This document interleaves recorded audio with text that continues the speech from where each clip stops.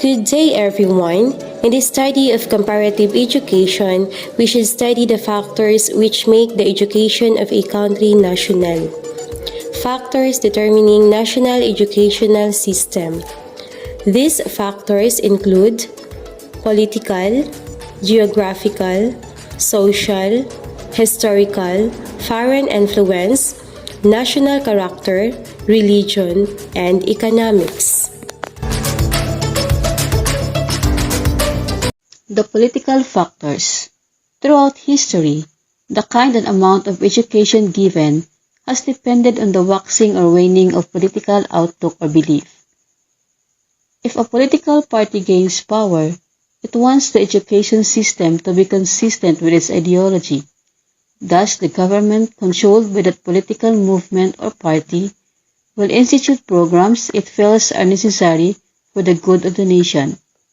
The political philosophy which controls the government of a country often has its inevitable impact on education. The political factor dictates the kind of administration the system of education will have. They also underlie the features in education system and the functioning of the same. A close relationship between the national character and the national system of education and the former has been universally accepted as an important basis of national system of education. For example, the national character of USA and Japan is democratic. As such, its education system is democratic in most of its aspects. The geographical factors. The various countries of the world have different geographical positions. Therefore, their modes of living, culture, civilization, social institutions, and education systems are also different. Geography affects every sphere of life and in many ways shapes the lives of people. The geography of any particular place is often natural, which means that it is undefined by man. Education system is influenced by the geography of a particular region. The geography of a particular area dictates a type of building and equipment, means and methods of transporting children to school, school-going age of pupils, among others.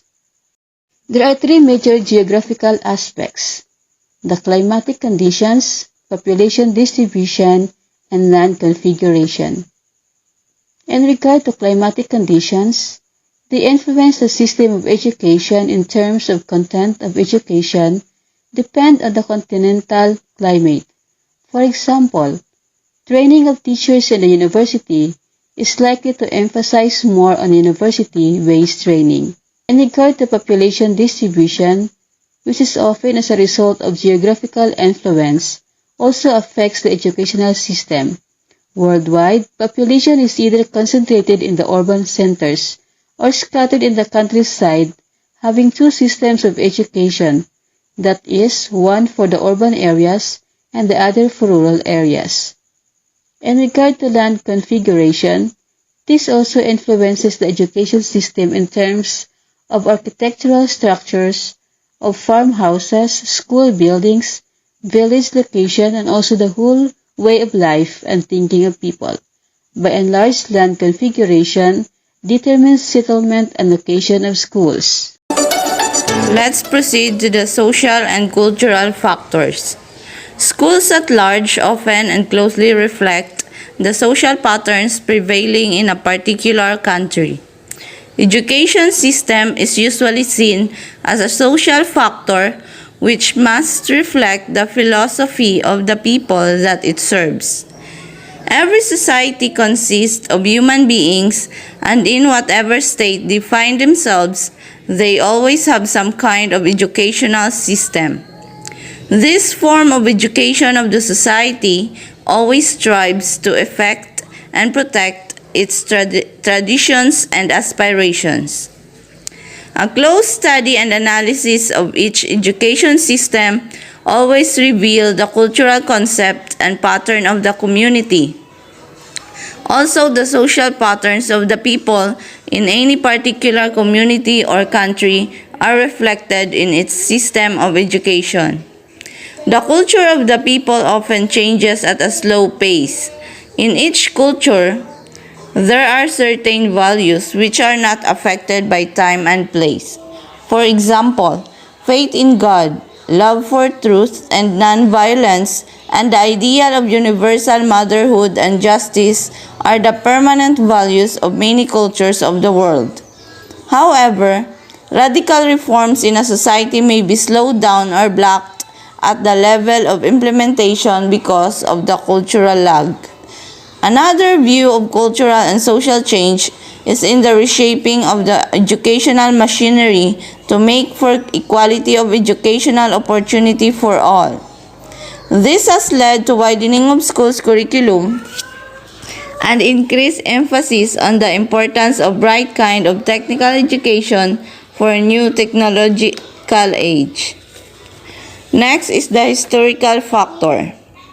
Each country of the world has its own history that shapes the national aims, aspirations, activities, and destiny, often reflected through the educational system. Colonialism has been an important historical factor that can be said to have shaped the education system of many countries in the world. The present systems of education in many countries of Africa, Asia, North and South America are actual products of past colonial influence. Similarities and differences of education systems all over the world have a history behind them. The foreign influence.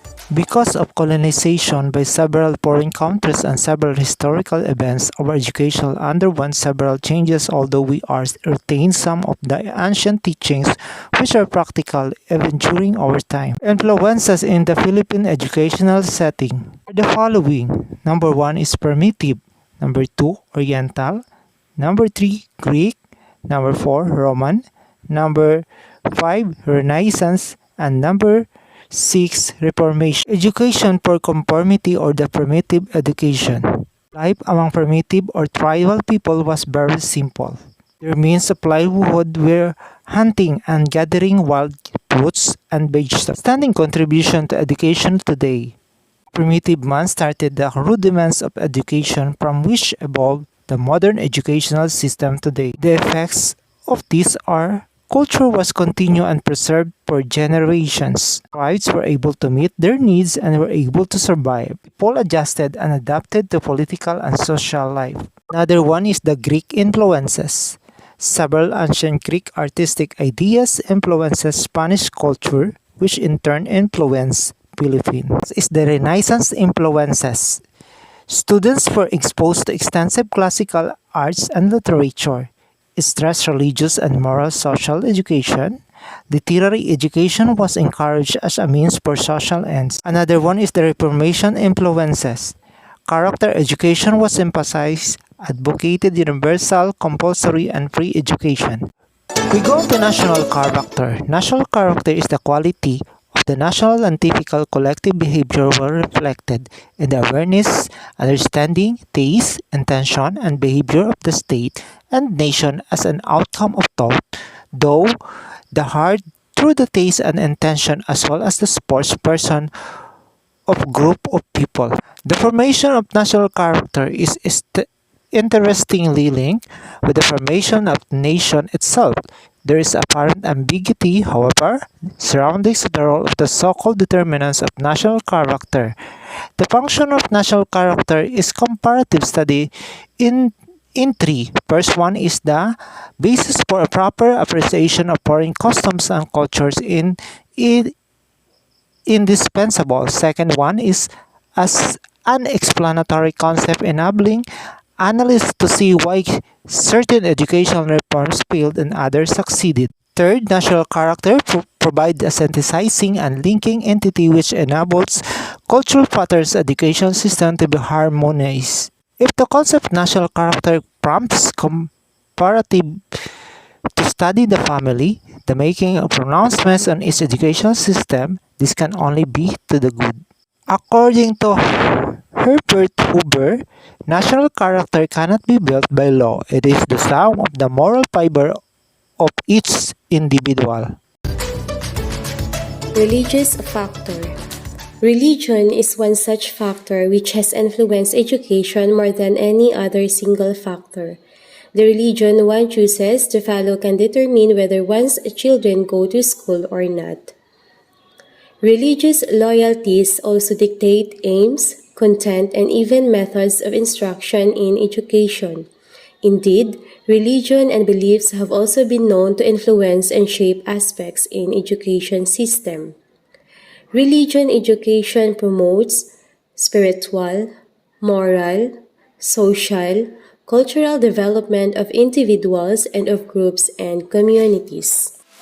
And the last is economic factors. The type of education largely depends on the economic strength of any country. It determines the content and method of an education system. Formal education is often possible where production exceeds consumption. From an economic perspective, expenditure on education refers to the amount or age of national revenue spent on education by both individuals and the government. Examples of economic factors: first, communication; second, education and training; third, national resources; fourth, transportation; and the last is the power and energy resources.